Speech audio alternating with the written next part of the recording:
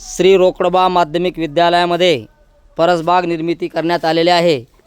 या परसबागेचा एक छोटासा व्हिडिओ बनवलेला आहे। या परसबागेमध्ये फुलं, वर्गीय, झेंडू याची लागवड करण्यात आलेली आहे। भाजीपाल्यामध्ये वांगे, टमाटे। आज खिचडीसाठी इयत्ता 8वीतील विद्यार्थिनी प्रतिभा मुंडे, राजश्री मुंडे, आमचे शिक्षक कर्मचारी रोहिदास मोरताटे हे परसबागेतील भाजीपाला तोडत आहेत व तो खिचडीमध्ये वापरला जाणार आहे। तसेच औषधी वनस्पती म्हणून तुळशी, चमकुरा, वांगे, टमाटे, हिरवी मिरची, अगदी बागेसारखं हे सगळं बहरलेलं आहे।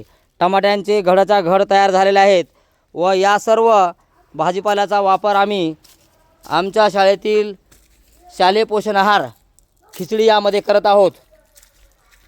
आणि वांगे, टमाटे असे घडाच्या घड लागलेले आहेत व बाग अतिशय सुंदररित्या बहरलेली आहे। अतिशय उत्कृष्ट प्रकारचा हा भाजीपाला लागवड करण्यात आलेला आहे। तसेच सर्दी, ताप, खोकल्यापासून बचाव होण्यासाठी तुळशीचा सुद्धा वापर करण्यात आलेला आहे। त्याचप्रमाणे